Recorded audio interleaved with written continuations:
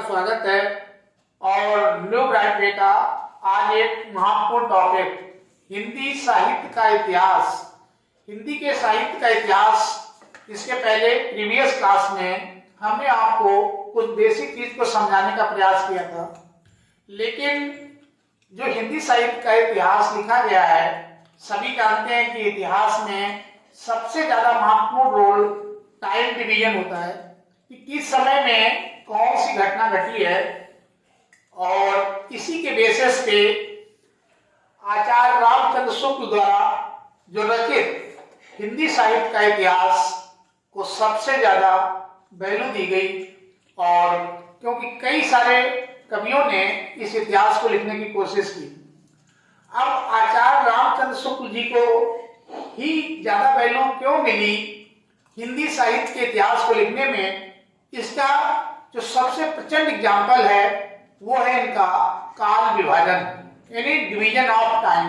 इन्होंने जो समय का विभाजन किया वो उनका सबसे ज्यादा सराहनीय रहा।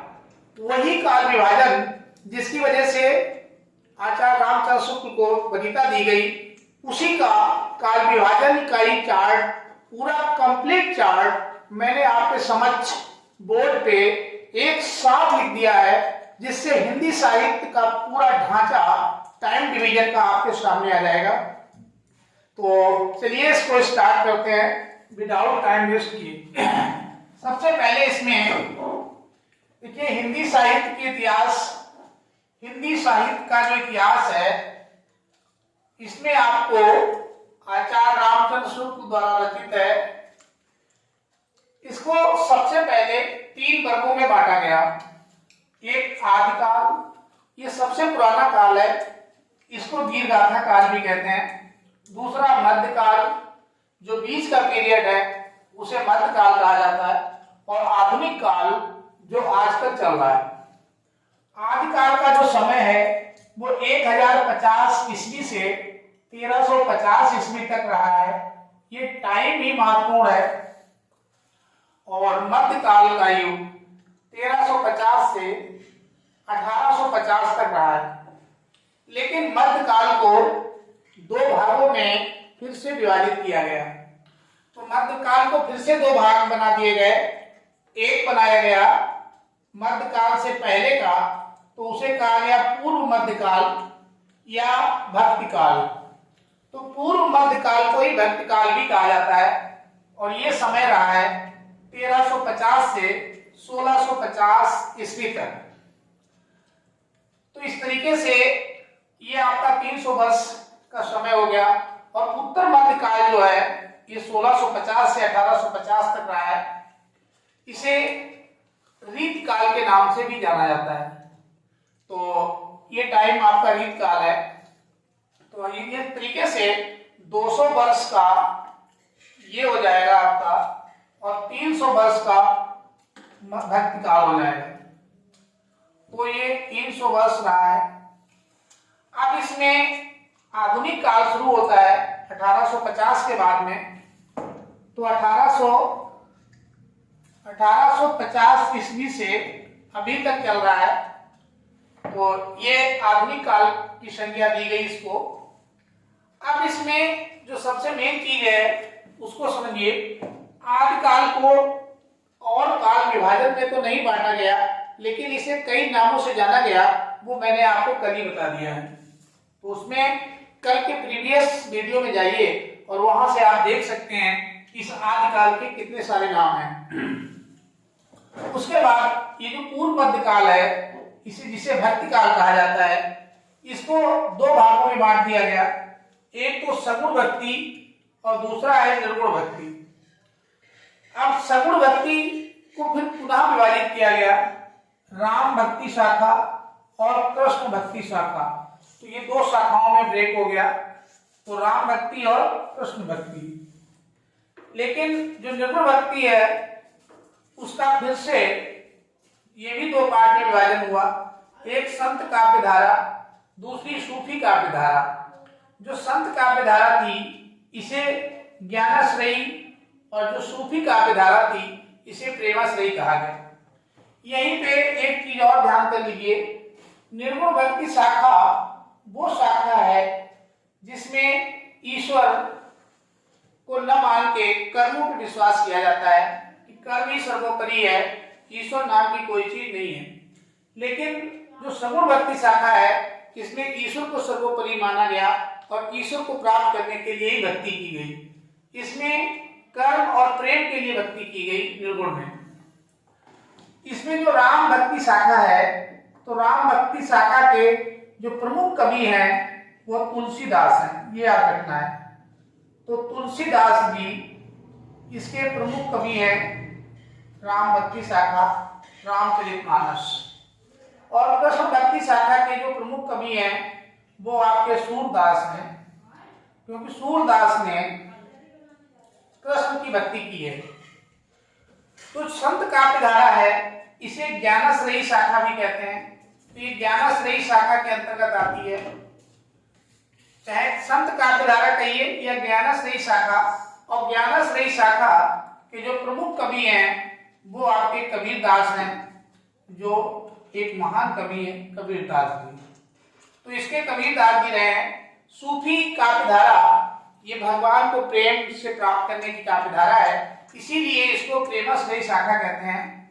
और ये ज्ञान, इनमें निर्गुण वालों में कबीर ने ज्ञान को सर्वोपरि बताया है कि भगवान को प्राप्त करने कोई प्राप्त कर सकता है जो बहुत ज्यादा ज्ञानधारी है, यानी बहुत सारे ज्ञान का अर्जन करता है। तो इसलिए इसको ज्ञानाश्रयी कहा गया कि ज्ञान की शरण में जाने वाला व्यक्ति ही ईश्वर की प्राप्ति को प्राप्त करता है। प्रेम, इसमें सूफी काव्यधारा में मलिक मोहम्मद जायसी जी आते हैं। मलिक मोहम्मद जायसी इसके प्रमुख कवि हैं। मैं प्रमुख कवियों को बता रहा हूं, इसके अलावा अन्य कवि भी बहुत सारे हैं, वो अभी बाद में आपको चार्ट टेबल देंगे। अभी मलिक मोहम्मद जायसी जी सूफी काव्यधारा के प्रमुख कवि हैं। तो इस तरीके से ये यहां तक विभाजन पहुंचता है। अब आगे चलते हैं उत्तर मध्यकाल। उत्तर मध्यकाल का समय 1650 से 1850 ईस्वी है। इसे रीत काल भी कहा गया। रीत काल को फिर दो भागों में बांट दिया, एक रीतिबद्ध काल, और रीतिबद्ध काल के जो कवि हैं वो सबसे महान है बिहारी लाल। तो बिहारी लाल जो है गागर में सागर वाले, वो इसी के हैं, रीतबद्ध के हैं। और इनकी जो रचना है बहुत महत्वपूर्ण है, बिहारी सतसई। तो बिहारी सतसई, तो बिहारी सतसई में ही इन्होंने कहा है कि गागर में सागर, मतलब हमने एक ही लिखा है लेकिन उसमें सब कुछ डाल दिया है।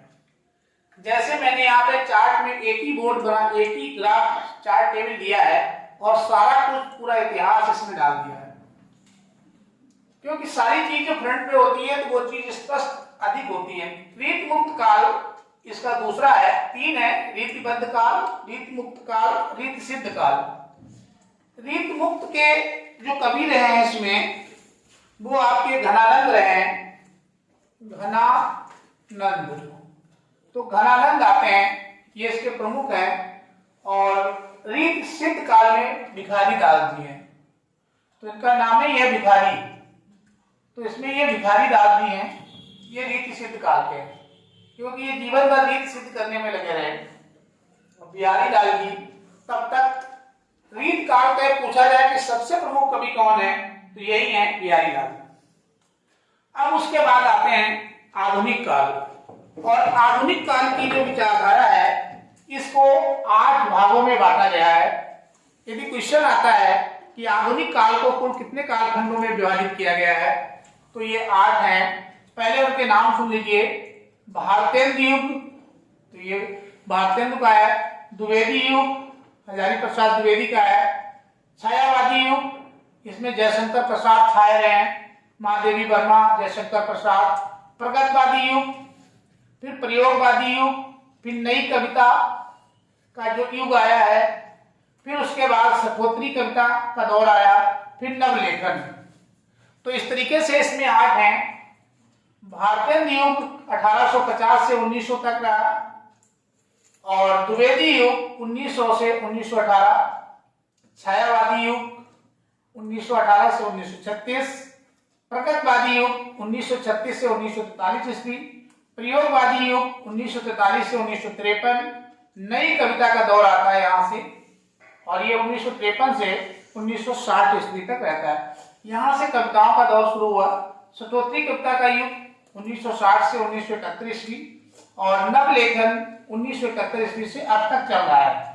आजकल लेखन का दौर है, तो बड़े बड़े लेख लिखे जाते हैं जो पेपर में निकलते हैं। इस तरीके से ये काल विभाजन है। अब इसको हम आपको एक अपने शब्दों में अब इसको एक्सप्लेन कर दें। ये विभाजन जो किया गया, विभाजन करने का मेन एम क्या था, किस बेस पे इसको बांटा गया, उसको थोड़ा क्लियर करते हैं। देखिए, जब हिंदी साहित्य को लिखने बैठे रामचंद्र शुक्ल जी, तो उन्होंने जिस काल में, जिस समय, जिस टाइप की घटनाओं की प्रधानता थी, उसी टाइप के नाम दिए और उसी हिसाब से उसको विभाजन किया। जैसे जो सबसे पहला काल था 1050 से 1350 वाला, जिसे आदिकाल कहा जाता है, इसमें वीरता की प्रधानता थी। जितने कवि पाए जाते हैं आदिकाल के, उन सभी जगह पृथ्वीराज रासो, सब में रासो शब्द आया है। ये सब घोड़ाओं से लड़ाई लड़ी गई। इसमें सारी जो लड़ने में सबसे वीर पुरुष हुआ करते थे, उनकी वीरता पे सारी कविताओं को गढ़ा गया, सारी रचनाएं लिखी गई। इसीलिए इसको वीर गाथा काल का नाम दिया गया। दूसरा आया जो मध्यकाल, जब आदमी लड़ भिड़ करके पूरी तरीके से त्रस्त हो जाता है, तो इसमें तो 1050 से 1350 यानी कि 300 वर्ष भयंकर इतिहास रहा लड़ाई का। इसमें खूब बड़ी बड़ी लड़ाइयां हुई, विदेशी मुस्लिमों का आगमन हुआ। जैसे इसमें मोहम्मद गौरी, मोहम्मद बिन कासिम, महमूद गजनबी, सब इसी पीरियड में आए हैं। और पृथ्वीराज चौहान, इन लोगों के साथ भयंकर लड़ाई तराइन के क्षेत्र में हुई। इसलिए ये वीर गाथा काल के नाम से जाना गया, क्योंकि सारी रचनाएं वीरता पे आधारित थी। मध्यकाल में जो पूर्व मध्यकाल आता है, इसमें भक्ति हुई।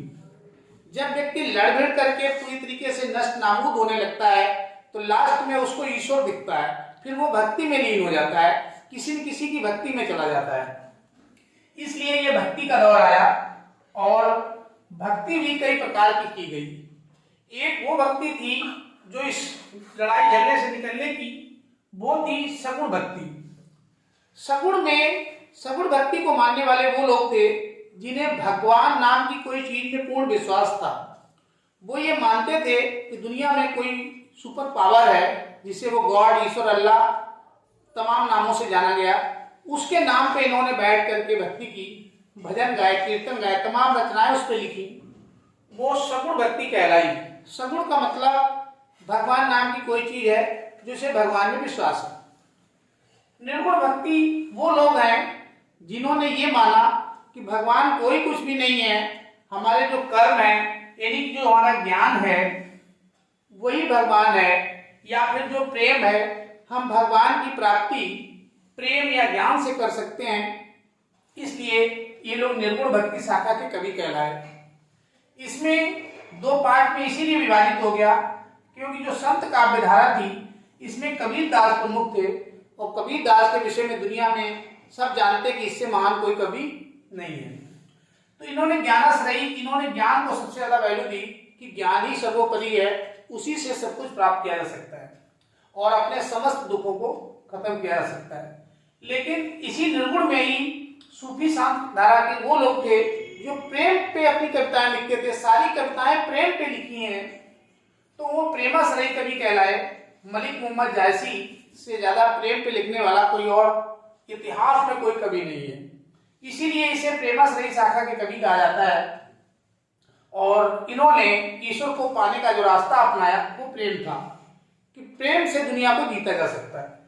कबीर का कहना था कि ज्ञान से दुनिया को जीता जा सकता है, ईश्वर नाम की कोई चीज नहीं है। जबकि राम भक्ति जो सगुण वाले में थे, सगुण में ईश्वर माना गया, तो तुलसीदास जी ने राम को ही अपना ईश्वर मान लिया, जबकि सूरदास ने कृष्ण को अपना ईश्वर मान के भक्ति की।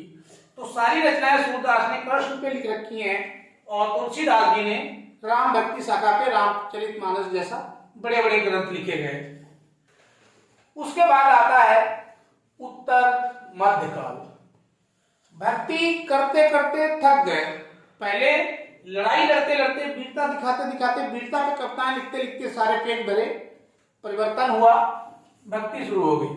भक्ति करते करते भी पक गए, तो भक्ति करते करते फिर समझ में आया कि नहीं, अब दोस्ती रीत संबद्ध किया जाए, तो इसलिए इसका नाम रख दिया गया रीत काल। इसमें एक दूसरे के साथ बैठना, बड़े बड़े सत्संग करना, ये प्रमुख था और उसी पे लिखा गया। लेकिन रीत भी तीन प्रकार की थी। एक तो रीत बद्ध थी, जो किसी राजा महाराजा से जुड़ी होती थी, जहांगीर वगैरह उस टाइप से। एक थी रीत मुक्ति वाली, जो किसी से भी फ्री होकर के उन्होंने रचनाएं लिखी, ये रचनाएं किसी पे आधारित। और एक रीत सिद्ध थी, ये पूरी तरीके से जिनके दरबार में रहते थे उन्हीं पे कविताएं करते थे। तो रीत बद्ध वाले सबसे महान निकले बिहारीलाल जी, और रीत मुक्त वाले घरानंद थे, और रीत सिद्ध में भिखारीदास जी थे। आधुनिक काल का दौर आता है, ये अंग्रेजों के आने के बाद शुरू हुआ। तो इसमें प्रथम कवि भारतेंद्र युग है, तो भारतेंद्र जी थे, फिर द्विवेदी जी आए, फिर छायावादी में जयशंकर प्रसाद, महादेवी वर्मा वगैरह, प्रगतवादी, प्रयोगवादी, फिर कविताएं लिखी गई, नई कविता, सठोत्तर कविता। ये वो दौर है जब हम आजादी के लड़ रहे थे, और ये वो दौर है जब हम आजादी पा चुके थे, संविधान भी लागू हो गया था, तब नई नई कविताएं लिखी जाती थी। सठोत्तरी कविता का दौर आया, फिर आजकल लेखन का दौर है। तो इस तरीके से ये हमारा इतिहास का जो टाइम डिवीजन है उसका है। अब हमें इन्हीं सब पे कवि और इनकी रचनाएं हमने पढ़ ली, तो समझ लो हमारा हिंदी साहित्य का जो इतिहास है वो पूरा हो जाता है। चलिए स्टार्ट। इसमें अब हम लोग भक्ति काल, भक्ति दो टाइप की है, राम भक्ति और कृष्ण भक्ति। तो राम भक्ति और कृष्ण भक्ति, कृष्ण भक्ति की इधर है कृष्ण भक्ति और राम भक्ति। राम भक्ति शाखा के प्रमुख जो कवि है तुलसीदास, केशवदास, प्राणचंद्र, नाभादास, हृदय राम। तुलसीदास की रचनाएं जो ज्यादा फेमस है, श्री रामचरितमानस, विनय पत्रिका, कवितावली, गीतावली, दोहावली, ये सब तुलसीदास की है। केशवदास की रामचंद्रिका, कवि प्रिया, रसिक प्रिया, ये सब इनकी है। प्राणचंद्र की जो रचनाएं हैं रामायण महानायक, और उसके बाद जो नाभादास हैं भक्तमाल। हृदय राम की हिंदी अनुबंध नाटक, तो हिंदी अनुबंध नाटक है इनका। तो ये प्रमुख कवि हैं। कृष्ण भक्ति के जो प्रमुख कवि हैं सूरदास, इनकी रचनाएं हैं सूर सागर, सूर श्रावणी, साहित्यिक लहरी, तो इन्होंने अपने नाम से लिख रखी हैं। नंददास की रास पंचाध्यायी और भ्रमर गीत, भ्रमर गीत बहुत पूछी जाती है, इसमें साहित्यिक लहरी बहुत पूछी जाती है। कृष्णदास के भ्रमर गीत हैं, लेकिन प्रेम तत्व निरूपण भी एक रचना है इनकी। कुंभन दास की फुटकर पर। नरोत्तम दास का मोस्ट इंपॉर्टेंट है सुदामा चरित्र, तो सुदामा चरित्र टीवी पे नाटक भी आता था, ये नरोत्तम दास की रचना है। परमानंद दास की परमानंद सागर है, और मीराबाई की मीराबाई पदावली। हित हरिवंश की हित 84, और रसखान की सुजान रसखान, और प्रेम वाटिका। प्रेम वाटिका इनकी बहुत पूछी जाने वाली रचना है। इस तरीके से ये भक्त काल की प्रमुख कवि और उनकी रचनाएं हो गई। चलिए 19 अब इसमें भक्ति काल के बाद रीत काल आता है, और रीत काल को कई कवियों ने आदि काल की तरह कई नामों से बताया है। जैसे रीत काल जो नाम है रीति, ये आचार्य रामचंद्र शुक्ल के द्वारा दिया गया है। और कला काल जो है डॉक्टर रमाशंकर शुक्ल, उन्होंने रीत काल को कला काल बताया है। डॉक्टर रमाशंकर शुक्ल, जिसे रसाल कहते हैं शॉर्टकट में, इन्होंने रीत काल को कला काल बताया। मिश्र बंधु जो है भाई लोग, उन्होंने इसको अलंकृत काल कहा, और श्रृंगार काल रीत काल को कहने वाले जो कवि हैं आचार्य विश्वनाथ प्रसाद मिश्र। तो इस तरीके से रीत काल को 4 अन्य मतलब टोटल 4 नामों से जाना जाता है। पहला रीत काल, कला काल, अलंकृत काल, श्रृंगार काल। तो श्रृंगार का मतलब भी सजावट, अलंकृत का मतलब भी सजावट, कलाकारी करना, रीति करना। तो सबके सब देखा जाए तो सेंस सबका सेम है। तो रीत काल के भी 4 नाम हैं, ऐसे ही आदिकाल के 5 नाम थे। चलिए इसी के साथ इसको यही समाप्त करते हैं। Thank you for watching.